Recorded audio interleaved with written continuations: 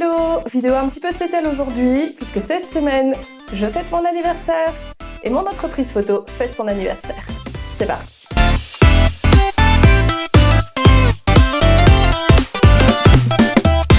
Je suis pas certaine que j'avais déjà noté que l'anniv de mon entreprise et mon anniv tombaient à quelques jours d'écart. Mais c'est très cool. Du coup, j'en profite pour vous faire une vidéo un petit peu récap de ces 3 ans. Du coup, ça fait 3 ans que j'ai ouvert mon entreprise photo et 43 balais pour moi. Donc, un petit récap pas trop personnel, on va surtout faire un récap de mon entreprise. Et il y a 3 ans, j'ai pris cette décision de devenir indépendante. Alors, je suis indépendante complémentaire dans la photo. Ça s'est pas fait du jour au lendemain, il y avait plein de choses à prendre en compte. Le fait que j'allais manquer de temps pour d'autres choses, que j'allais devoir faire des choix, que j'allais devoir abandonner certains trucs dans ma vie. Moi qui suis multi-passionnée, il y a des choses que j'allais devoir mettre de côté. Ça voulait dire aussi qu'être une entreprise, c'est s'occuper des clients. Ça voulait dire que je pouvais plus me dire j'ai tel projet, je ne fais que ça, et le reste, ça ne m'intéresse pas. Il fallait que ce soit viable, et donc il fallait que je m'adapte aussi à ma clientèle, dans une certaine mesure, on est bien d'accord. Donc voilà, c'était un choix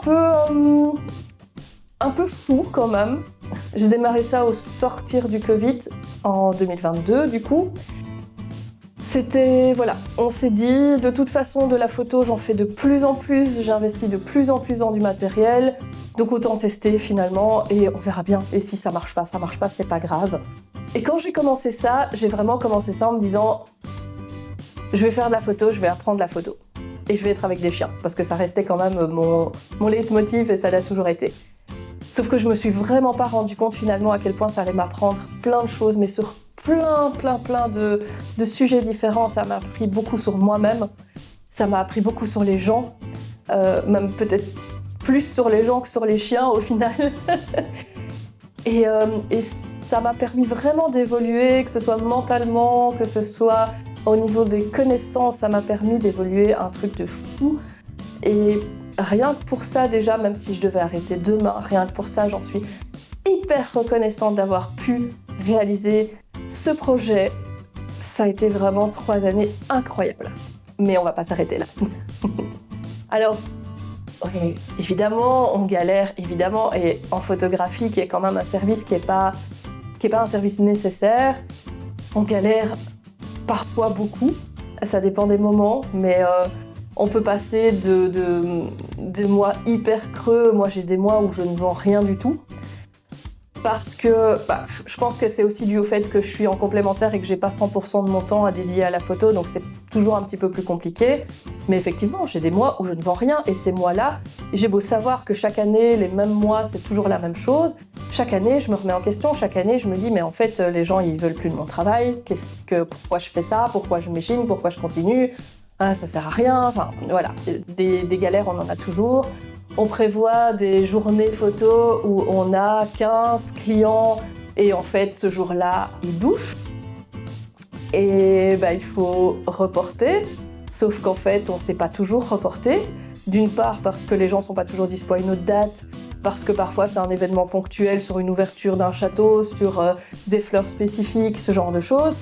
Et en fait on ne sait pas reporter et donc on est complètement bloqué, ou alors on a 4 personnes sur une journée et 3 qui annulent. Et voilà, des galères, il y en a clairement beaucoup. Mais à côté de ça, ce que je vis, je peux pas... Ça n'a pas de prix au final.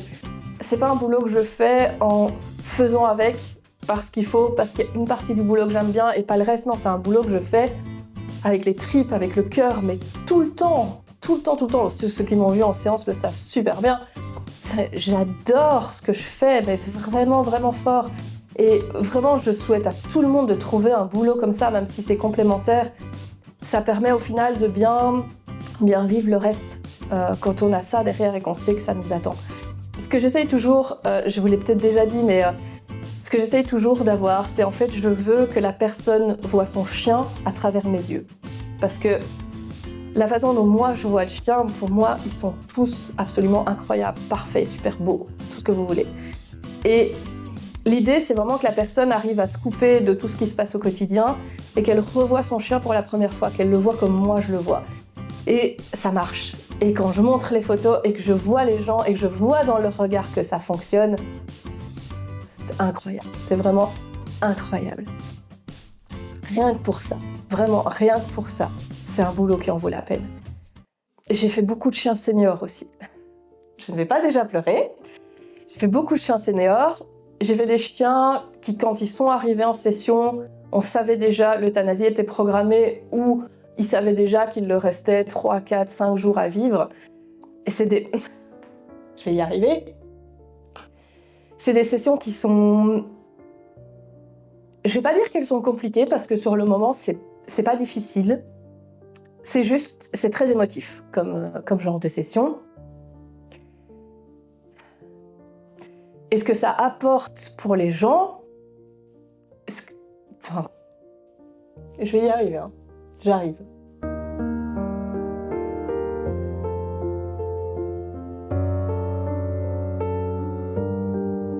C'est parce que je pense à une en particulier qui était un petit peu compliquée. Ce que ce genre de session apporte aux gens, c'est incroyable. C'est les derniers souvenirs qu'ils vont avoir de leur chien et c'est des souvenirs qu'ils vont faire en famille. C'est... Ouais, je sais pas si on peut mettre un prix là-dessus au final. D'ailleurs, et ça doit pas être chez moi, mais si vous avez un chien senior, pensez à faire des photos en famille avec lui. Parce que des photos de lui, vous en avez sur le téléphone, etc. Mais faites des photos en famille, faites des photos avec vous. Même si vous ne vous aimez pas sur les photos, vous verrez que ça va être des souvenirs qui plus tard vont avoir une importance énorme. Et je fais beaucoup de seniors que je revois parfois d'une fois à l'autre. Ça, c'est hyper cool parce que on fait une session en se disant, je sais pas si c'est la dernière session, en tout cas, voilà, c'est le chien, il a 14, 15, 16 ans. Et en fait, après, on se revoit et on se dit, cette fois-ci, c'est la dernière session, et peut-être pas encore au final. Et ça, c'est vraiment super sympa aussi. J'ai des sessions aussi de chiens qui étaient beaucoup plus jeunes et qui sont morts brutalement. Et les gens sont hyper contents d'avoir finalement fait des photos sans raison particulière. C'était pas des photos d'un chien senior, mais au final, on pense toujours qu'on a le temps. Au final, dans la vie, on se dit toujours, on fera ça plus tard. On a le temps, voilà. Des fois, c'est brutal, on s'y attend pas. Il y a des choses qui arrivent, voilà. Et on en a eu beaucoup ces derniers temps. Et voilà, pour moi, toute cette partie du travail est hyper intéressante, en fait. Bon, ça, c'était pour le côté on a pleuré un petit peu. Après, on a tous les côtés joyeux. On a les chiots. On va essayer de se remonter un petit peu le moral. Mais oui, on a toutes les séances chiots, les chiots qui grandissent super vite. C'est super sympa aussi de voir l'évolution quand ils reviennent un an après. On a les adoptions. Je vais pas dire que tout est prétexte à la photo parce que c'est pas une question d'un prétexte. C'est que tout est bon dans la vie à photographier et c'est important. On croit toujours qu'on va se souvenir, on croit toujours que ça va aller, on croit qu'on a le temps et finalement, ne fût-ce qu'une séance photo de temps en temps. Une quand il est chaud, une quand il a 1 an, une quand il en a 10. Déjà rien que ça, vous verrez que plus tard, ça va vous manquer si vous ne l'avez pas fait. Quand j'ai pris la décision de commencer à être photographe pro, ça a été un mélange de stress, de est-ce que vraiment mon travail en vaut la peine? Est-ce que j'apporte vraiment quelque chose? Qu'est-ce qui me rend différente des autres? C'est des doutes qui sont légitimes, je pense, et qui arrivent chez tout le monde dans tous les domaines. C'était excitant aussi puisque je commençais un nouveau truc, c'était génial. Il y avait un côté un peu excitant, il y avait un côté un peu angoissant et les deux ensemble finalement ça s'est super bien passé. Je ne projetais pas, je savais pas vraiment me dire si j'allais trouver ma place là-dedans, si ça allait aller, si le contact client allait me plaire, si le contact client, après je suis vendeuse à côté donc j'ai l'habitude, mais justement je me dis ajouter encore du contact client et du service client à ce que je fais déjà, est-ce que ça va pas être de trop? Après 3 ans, je le fais. J'allais dire je le fais avec autant d'enthousiasme qu'au départ, mais non, je le fais avec plus d'enthousiasme que quand j'ai commencé. Parce que quand j'ai commencé, j'avais encore le stress de ne pas savoir si j'allais faire des belles photos, de ne pas savoir comment gérer la séance, etc. Alors que maintenant, tout ça est fluide. Et donc, j'ai juste le kiff de faire ma séance tranquillement. Pour moi, c'est vraiment mon travail de rêve. Alors, je l'ai dit tout à l'heure, c'est vrai que ce boulot m'a appris énormément. Ça m'a appris à être plus douce, plus bienveillante. À la base, j'ai pas énormément de patience et ce boulot m'a appris la patience, clairement, très très clairement. Ce boulot, il m'a montré mes forces, il m'a montré mes faiblesses il m'a confrontée à mes échecs, il m'a fait sortir de ma zone de confort. Je pense que ça m'a vraiment changé, ce boulot, vraiment.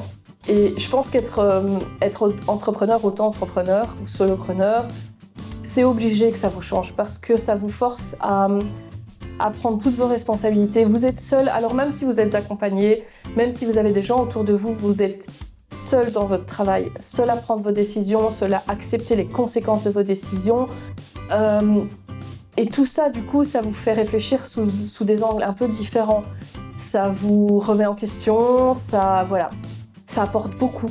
Et étonnamment, le sujet sur lequel ça m'a le plus appris, c'est la gestion des gens. Je pensais, en démarrant la photo, mais vraiment, j'étais persuadée que ce qu'il fallait que je sache, c'est gérer ma photo et gérer mon chien qui était devant moi. Donc quand je dis mon chien, c'est mon client chien. Et au final, en fait, la grande majorité de mon travail, c'est de gérer la personne qui a le chien. Parce qu'au final, une séance photo, ça va être de déstresser, mettre à l'aise, guider, expliquer, montrer au gardien du chien ce qu'il y a à faire. Et il n'y a pas grand-chose à faire. Tout le monde un petit peu se projette, se stresse pour la suite, surtout quand c'est quelque chose qu'ils ne connaissent pas. Et donc, le boulot que j'ai, la plus grosse partie du boulot que j'ai, c'est de ramener la personne dans le moment présent avec son chien, lui expliquer qu'il n'y a pas grand-chose à faire, que c'est hyper facile, et juste la guider, lui montrer et la déstresser. Et ça, c'est la majeure partie de mon travail, en tout cas quand je suis en séance, on est bien d'accord. La majeure partie de mon travail, c'est devant le PC, à faire mes retouches, trier mes galeries, envoyer des mails, faire mon site internet, faire mon marketing. Mais quand je suis en séance, la grosse partie de mon travail, la majeure partie de mon travail, c'est ça. Finalement, c'est ce que j'ai le plus appris. C'est apprendre à gérer la personne. C'est très drôle parce que je m'y attendais pas du tout. Tout ce qui est langage canin et tout ça, j'ai des bonnes connaissances, donc peut-être que du coup c'est très fluide de ce côté-là et que c'est pas quelque chose qui me demande un effort. C'est possible aussi. Mais vraiment, ce que j'ai le plus appris, c'est sur l'humain au final, et sur moi-même. Alors, mes projets pour le futur. J'ai pas de projet défini à long terme, genre je suis pas du genre à me dire dans 10 ans je serai comme ça. J'ai beaucoup de projets à court terme, j'aime beaucoup ça. Je pense que ça me poserait problème d'avoir une idée précise de ce que je veux être dans 10 ans, parce que du coup tout est fixe et c'est un truc que je ne supporte pas. Je déteste ça. Je préfère ne pas savoir et connaître toutes mes possibilités. Donc voilà, j'ai pas de projet à long terme, j'ai plein de projets à court terme, des projets photos que vous aurez en temps et en heure. Je crois par contre, fermement, qu'avoir passé les 40 ans, ça m'a fait réaliser un peu que j'étais encore un petit peu dans cette optique jusque-là de... Comment expliquer ça ? Vous savez ce truc où quand on est petit, on se dit « Oh, plus tard, j'aurai une maison à tel endroit. Oh, plus tard, j'aurai 10 chiens. Oh, plus tard, je vais faire ça comme métier. Oh, je vais partir là en vacances quand je serai grande. » Et en fait, j'étais toujours, jusqu'à mes 40, 41 ans, j'étais encore dans cette optique de plus tard, plus tard, plus tard. Et à un moment, plus tard, c'est maintenant. Et il faut arrêter de tergiverser, arrêter de se dire que les choses vont nous tomber dessus. À trop attendre, je pense qu'on loupe plein de choses. Et je pense que c'est la crise de la quarantaine. Mais je pense que c'est vraiment pour ça qu'à 40 ans, j'ai lancé mon entreprise photo. Il y a eu l'après-Covid aussi qui a fait que pendant le Covid, j'ai pu beaucoup me former, etc. Le mental de la décision, c'est vraiment ça. C'est un moment, plus tard, c'est maintenant. Et il faut y aller. Je pense aussi que quand on vieillit un petit peu, on a de plus en plus de gens proches qui décèdent, qui ont des maladies. Si on profite pas de la vie et qu'on travaille, déjà on se pourrit la santé, clairement. Moi, ma santé, elle a été pourrie par mon travail. Et enfin, c'est maintenant qu'il faut le faire, tant qu'on a de l'énergie, tant qu'on a la santé, tant qu'on a la possibilité. Et puis voilà. Bon, évidemment, il faut pas faire n'importe quoi, il faut pas s'endetter pour des bêtises. Mais il faut vivre dans la possibilité de ce qu'on a et pas se dire « Oh non, on verra ça dans 10 ans ». Mais non, enfin non. On trouve un équilibre entre ce qui est nécessaire, gagner des sous, etc., le travail passion, et alors les passions, les vacances, profiter. Voilà. Je pense qu'à un moment, il faut y aller. Il faut se lancer et il faut profiter de la vie aussi. Voilà, c'était la dernière petite phrase philosophique. Sur ce, je ne sais pas à quelle date vous aurez cette vidéo, mais on est dans les alentours de mon 43e anniversaire. Voilà. Si jamais Ça t'intéresse de me faire un petit cadeau? Partage la vidéo à tes amis, partage-la sur Facebook, sur Instagram, peu importe. Ça me ferait super plaisir que ma chaîne monte un petit peu. Merci à tous de me suivre. Je sais que certains d'entre vous sont là même depuis l'époque Méloli, je pense. Donc vraiment, merci beaucoup. Merci à ceux qui viennent d'arriver, qui viennent de s'abonner. Merci à toi si tu fais que passer par là et que tu as juste regardé la vidéo comme ça. Merci à tous. On se dit à bientôt. Bye bye.